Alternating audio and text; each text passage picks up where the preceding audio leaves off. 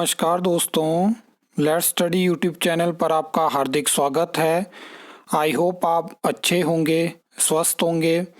इस वीडियो में हम सबसे पहले हिमाचल प्रदेश में विधानसभा का जो बजट सत्र है उसमें पिछले कल जो राज्य चयन आयोग हमीरपुर में भर्तियों को लेकर जो प्रश्न था, जहां पे रिक्वेजिशंस के बारे में हमने बात करी थी और मैंने भी वीडियो के माध्यम से आपको जानकारी दी है। तो उसमें बहुत सारे जो स्टूडेंट हैं उनको डाउट है, जिसके बारे में हम डिटेल में बात करेंगे कि वो क्या चीज़ है। उसके बाद हम बात करेंगे टीजीटी मेडिकल रिज़ल्ट के बारे में। तो जैसे ही इस रिज़ल्ट की जो पीडीएफ है वो वेबसाइट पे अपलोड होती है, उसके बाद बहुत सारी वीडियोस और बहुत सारे कमेंट्स हमें देखने को मिले हैं, जहाँ पे बहुत सारी चीज़ों के बारे में जो है वो स्टूडेंट की तरफ से जानकारी दी गई है, उसके बारे में हम बात करेंगे। और लास्ट में हम बात करेंगे जो 3 नए जो पोस्ट कोड हैं, जिनके जो सिलेबस हैं वो राज्य चयन आयोग हमीरपुर की तरफ से जारी कर दिए गए हैं, उसके बारे में हम बात करने वाले हैं। तो पिछले कल क्या था कि विधानसभा के बजट सत्र में पिछले 2-3 साल की भर्तियों से जुड़ा एक प्रश्न था, जहां पे सरकार की तरफ से एक जानकारी दी गई कि राज्य चयन आयोग हमीरपुर के पास इतनी रिक्वेजिशन पहुंची थी, लेकिन कुछ उसको इस तरह से प्रेजेंट किया गया जहां पे एग्जैक्ट बहुत सारे स्टूडेंट को ये पता नहीं लग पाया कि वो रिक्वेजिशन इस टाइम पे राज्य चयन आयोग हमीरपुर के पास है कि क्या चीज़ है। मैंने अपने वीडियो के माध्यम से आपको बताने की कोशिश करी थी, लेकिन बहुत सारे स्टूडेंट को अभी भी डाउट है। तो मैं आपको बताना चाहता हूँ कि पिछले साल इसी टाइम पे वो सारी रिक्वेजिशन जो था वो राज्य चयन आयोग हमीरपुर के पास पहुंची थी, लेकिन सिंगल विंडो सिस्टम को अप्लाई करने के चक्कर में राज्य चयन आयोग हमीरपुर ने मैक्सिमम जो उस लिस्ट में आपको रिक्वेजिशन देखने को मिलेगी उनको वापस करा।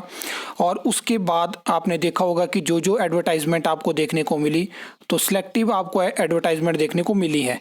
ऐसा नहीं है कि उनमें से सभी वैकेंसी की रिक्वेजिशन आपको जो है वो राज्य चयन आयोग हमीरपुर ने आरटीआई में उसकी जानकारी दी हो, लेकिन आपको वो वैकेंसी देखने को मिलेगी, चाहे उसमें वो पीडब्ल्यूडी की जेडीएम की वैकेंसी हो, सेक्रेटरीट क्लर्क की वैकेंसी हो, चाहे वो जेई सिविल की वैकेंसी हो, चाहे वो जेई इलेक्ट्रिकल की वैकेंसी हो।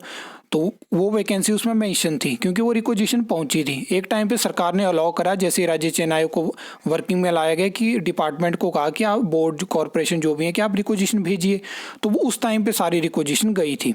तो ये जो जानकारी आप देख पा रहे हो, सो जो पीडीएफ है मैंने टेलीग्राम ग्रुप में भी डाली है। टेलीग्राम ग्रुप का लिंक आपको चैनल के अबाउट सेक्शन में मिल जाएगा और कम्युनिटी पोस्ट में भी मैं डालूंगा चैनल, जो अलग अलग चैनल हमने बना के रखे हैं, तो उसके बारे में तो वहाँ से आप ज्वाइन कर लेना। अगर आपने वो उस पीडीएफ नहीं देखी है तो आप उसको देख सकते हो। उसके बाद हम बात कर लेते हैं टीजीटी मेडिकल रिजल्ट के बारे में। तो रिजल्ट आने के बाद आपने कल मेरी वीडियो भी देखी होगी, उस पर हमने बात करी थी कि मैंने क्या चीज़ें एक्सपेक्ट करी थी और क्या चीज़ें हमें देखने को मिली।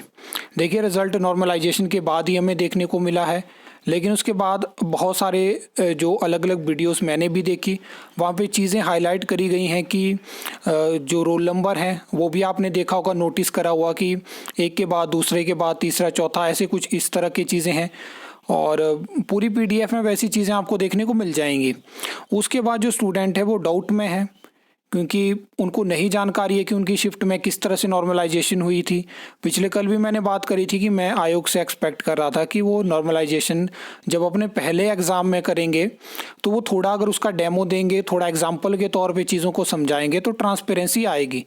ट्रांसपेरेंसी क्या जो HPSSC हमीरपुर था वहाँ ज़्यादा थी या इस टाइम पे ज़्यादा है, जहाँ पे एग्ज़ाम होने से पहले हमें रोल नंबर लिस्ट भी देखने को मिलती थी, कितने स्टूडेंट ने अप्लाई करा है वो भी चीज़ें हमें देखने को मिलती थी, बाद में सभी के मार्क्स वगैरह। यहाँ तो हमें कुछ आइडिया नहीं है कि किस तरह से राज्य चयन आयोग हमीरपुर काम करेगा। सिर्फ एग्ज़ाम को ऑनलाइन कंडक्ट करवाने से क्या ट्रांसपेरेंसी आ जाएगी, ये बड़ा सवाल रहेगा और इस पर आपको कमेंट सेक्शन में जवाब देने हैं। बाकी टीजीटी मेडिकल के जो भी स्टूडेंट हैं उनको मैंने पिछले कल भी कहा था कि अगर आपको लगता है कि आपके साथ गलत हुआ है और आप क्लैरिफिकेशन चाहते हो तो सोशल मीडिया एक बहुत अच्छा प्लेटफॉर्म होता है। मैं भी इस प्लेटफॉर्म से आवाज़ उठाने की कोशिश कर रहा हूं, जहां पे हम चाहते हैं कि राज्य चयन आयोग हमीरपुर एक क्लैरिफिकेशन दे नॉर्मलाइजेशन के ऊपर और अलग अलग शिफ्ट की प्रॉपर आंसर की जारी करे या उसमें कट ऑफ बताए कि क्या क्या चीज़ें हुई हैं। ताकि हमें पता चल पाए फ्यूचर में कि और भी बड़े बड़े एग्ज़ाम होने वाले हैं, जैसे कि JOIT का है, पंचायत सेक्रेटरी का एग्ज़ाम आएगा, पटवारी का एग्ज़ाम आएगा। तो जहाँ पे जानकारी होनी चाहिए कि किस तरह से नॉर्मलाइजेशन होती है, क्या क्या चीज़ें, क्या क्या पैरामीटर यहाँ पे रहते हैं। तो यही चीज़ हम इस टाइम पे राज्य चयन आयोग हमीरपुर से चाहते हैं। बाकी कुछ कमेंट्स आ रहे थे कि हमने RTI लगा दी है, हम RTI लगाना चाहते हैं। तो देखिए, ऑनलाइन पोर्टल के माध्यम से आप RTI लगा सकते हो और राज्य चयन आयोग से जानकारी मांग सकते हो। लेकिन मैं आपको कुछ चीज़ें बता देता हूँ कि RTI पोर्टल से आप जब भी RTI लगाओगे तो उसको क्वेश्चन फॉर्म में मत डालिएगा, क्वेश्चन मार्क का वहाँ पे यूज़ मत करिएगा, और बढ़िया से हर एक पॉइंट वहाँ पे डालिएगा कि आप क्या जानकारी चाहते हो। क्या आप अपने बारे में जानकारी चाहते हो, कितने कट ऑफ गई उसके बारे में जानकारी चाहते हो। बाकी जहाँ तक मुझे लगता है कि इसमें एक क्लॉज लगेगा जो कि 81J है शायद, जहाँ पे क्या होता है कि ये पावर आयोग के पास रहेगी कि कोई भी भर्ती जो प्रोसेस में है तो उसके बारे में फ़िलहाल, जैसे आप पूछ लोगे कि कट ऑफ बताइए, आप पूछ लोगे नॉर्मलाइजेशन बताइए, तो वहाँ से वो क्लॉज लग जाएगा। उसमें ये होगा कि आपको रिप्लाई देखने को मिलेगा कि अभी भर्ती प्रोसेस में है तो ये जानकारी हम आपको नहीं दे सकते हैं। ये क्लॉज मुझे जो है वो याद है और मैंने अलग अलग भर्तियों में ये चीज़ें देखी हैं। बाकी एक चीज़ मैंने और नोटिस करी है, जब किसी डिपार्टमेंट, बोर्ड, कॉरपोरेशन या किसी अथॉरिटी को जो है वो रिप्लाई देना होता है तो आप किस तरह की भी RTI लगाइए, वो जानकारी दे देते हैं। लेकिन इस तरह के जो मैटर होते हैं वहाँ पे आपको प्रॉपर तरह से RTI लगानी है और यही हमारे पास जो है वो ऑप्शन है। बाकी मेरे को थोड़ी निराशा है कि क्या ट्रांसपेरेंसी पे सरकार बात कर रही है, आयोग बात कर रहे हैं, तो आप रिजल्ट के साथ जो है वो सभी के मार्क्स निकाल देते कि इतने इतने मार्क्स थे तो इतने कैंडिडेट को उठाया। आपने फिर से उसी सिस्टम को फॉलो किया जो पहले सिस्टम हो रहा था। तो फिर आज के राज्य चयन आयोग और HPSSC हमीरपुर में फ़र्क क्या है? मैं तो वही चाहता हूँ, पूरा फॉर्मेट वैसा ही है रिजल्ट का जैसे पहले में देखने को मिलता था, कुछ भी चेंज नहीं है। आप कंपैरिजन करिए तो बहुत ये चीज़ें, मतलब बड़ी बड़ी बातें कर देते हैं सरकारें, नेता बहुत बड़ी बड़ी बातें कर देते हैं, लेकिन बदलता यहाँ पे कुछ भी नहीं है। वही सिस्टम, वही टाइम आपको चाहिए था 2-3 साल का जहाँ पे आप भर्तियां रोक सकते थे, वही चीज़ें आपने करी। और आज देखिए TGT मेडिकल रिजल्ट के आपके सामने और क्या क्या चीज़ें हुई हैं। अभी TGT आर्ट्स होगा, TGT नॉन मेडिकल का रिजल्ट होगा। अब देखते हैं इसके ऊपर क्या क्लैरिफिकेशन हमें देखने को मिलती है और क्या क्या चीज़ें होती हैं। ये विवाद जो है वो बढ़ता जाएगा और क्या इसमें जो स्टूडेंट हैं वो प्रोटेस्ट करेंगे, क्या वो RTI के माध्यम से जानकारी लेंगे, क्या वो हाई कोर्ट का रुख करेंगे, ये चीज़ें उनके ऊपर डिपेंड करेंगी। क्योंकि जिसके ऊपर बीतती है, जो मेहनत करता है, उस टाइम पे निराश तो होगा, लेकिन वो क्या फ़ैसला लेगा हमें उसकी रिस्पेक्ट करनी चाहिए। किसी को ऐसा नहीं है कि कोई वो चीज़ें करना चाहता है तो आप उसको रोकिए, आप उसको गाइड कर सकते हो और वही मैं करने की कोशिश करूँगा। तो आप कमेंट सेक्शन में बता सकते हो क्या क्या चीज़ें आपने झेली हैं और क्या क्या आपके साथ हुआ है।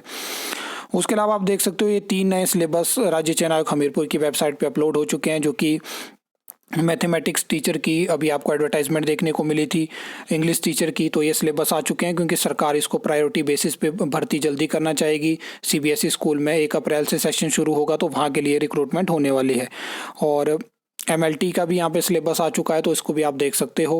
और जिनको नहीं पता है तो आपने राज्य चयन आयोग हमीरपुर की वेबसाइट पे जाना है, वहाँ पे डाउनलोड का सेक्शन होगा तो वहाँ पे आप इन सिलेबस को डाउनलोड कर सकते हो, आप अगर आपने इन एग्ज़ाम के लिए अप्लाई किया है। डिटेल में यहाँ पे पूरी PDF है, उसको आप देख सकते हो ताकि आपको पूरी जानकारी हो कि आपको एग्ज़ाम में आने में क्या क्या चीज़ें आने वाली है। तो ये चीज़ है।